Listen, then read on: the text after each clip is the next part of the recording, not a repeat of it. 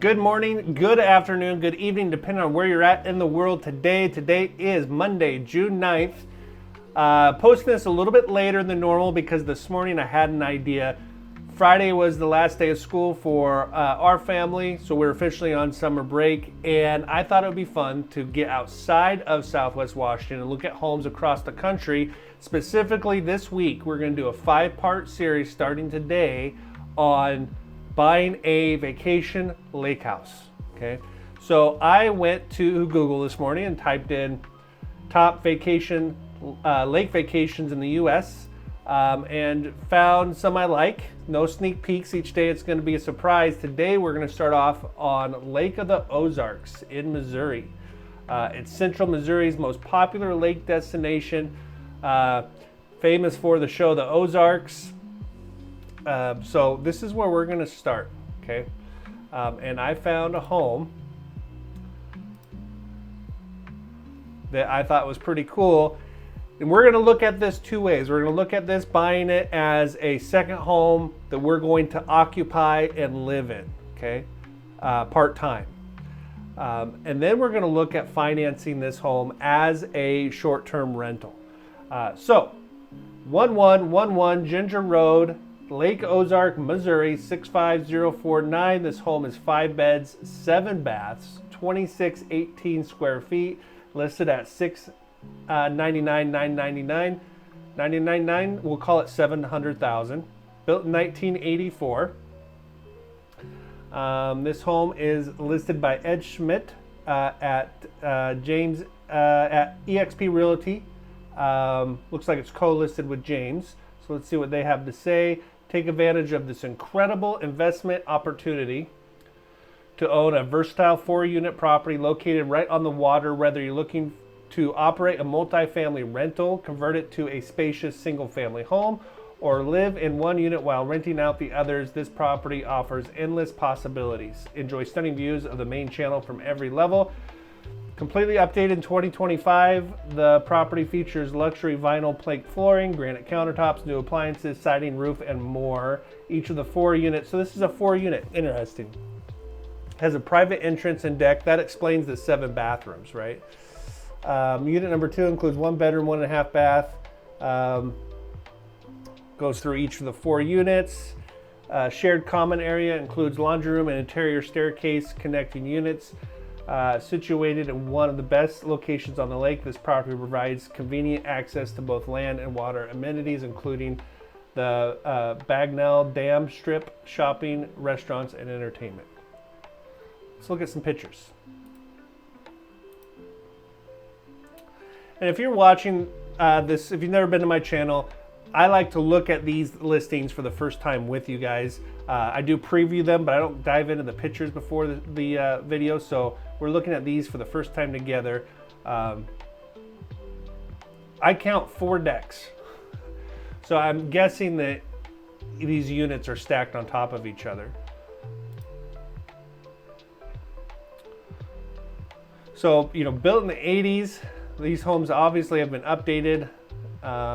I see a mini split for heating and air conditioning. I'm assuming air conditioning is probably really important in the Ozarks. Got dual ceiling fans, a little kitchenette.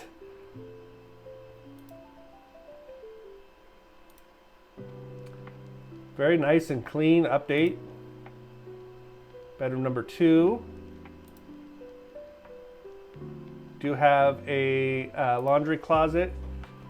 Looks like a wood burning fireplace. So this looks like the unit below, a little bigger. Full-size kitchen. I like this shiplap, very cool.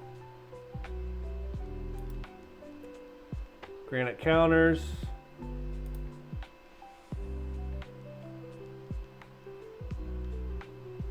So this bedroom has its own sink. I wonder if there's a toilet back there. There is. So kind of an ensuite, primary suite. Another wood burning fireplace. Slider out to the patio. They have shiplap in here as well.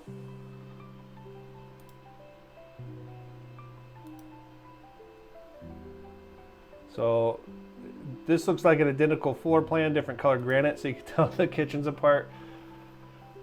French doors out to the balcony.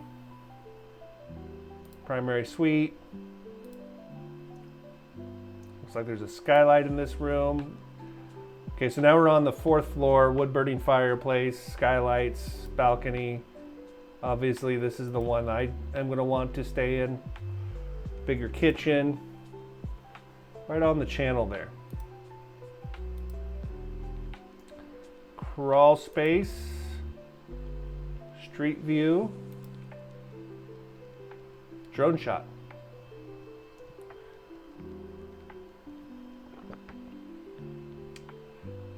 If you guys are familiar with Lake of the Ozarks, tell me about this location. Leave it in the comments. Looks like a pretty nice spot.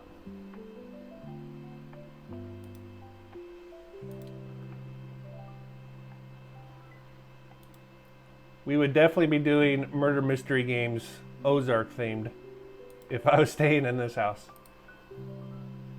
Okay. So, financing a vacation property, there's lots of ways, many ways you can do it. We're going to look at 2 specific. Your generic, I want to buy this home as a vacation home for my family. We're not going to be renting it out. And I want to put 20% down. Purchase price is $700,000. Loan amount with 20% down would be $560,000. All the interest rates I use on my channel aren't necessarily the interest rates my company's offering, and I like to use a national average. So Mortgage News Daily is my go-to. The national average for 30-year fixed this morning is 6.95 on our conventional loan amounts. So 6.95 is the interest rate we're using here. If we look at a payment breakdown, principal and interest, $37.06. Property taxes, very affordable at $292 a month. Homeowners insurance around $100 a month, depending on your coverages and what company you choose, for a total payment of $4,098 a month. Now, let's say I want to jump on the short-term rental bandwagon and I want to buy this house as an investment where my family's still going to go out and stay in this house once in a while, but we're going to use it as an income-producing property. There is a loan out there, and we need to come up with a better name for it, but it's called debt servicing. And to qualify for this mortgage, all you're going to provide is your credit score, some personal information, but you're not going to be using your bank statements. We're not going to be using your tax returns. We're not going to be doing a full deep dive. This is more of a commercial loan designed for investment properties where we just need to make sure that the payment is going to be covered by the rental income. And I found this great website this morning, 𝐟𝐨𝐫. Never used it before. And it gives a history on or projected rents on this house. So annual revenue they're thinking on this property is $123,000 a year or $10,000 a month. So at $10,000 a month, our total payment is $39.73. So our rents are going to exceed our payment, allowing us to qualify without using our personal income. Interest rate's going to be around 7.25% on a loan like that. We are putting 25% down, so our cash to close is 183 compared to 148. But this is a great way to maybe 1031 exchange some proceeds over from selling a rental house, selling an investment property. So some food for thought. There's multiple ways to do this. We're going to look at a debt servicing loan on every house we look at this week. But there you go.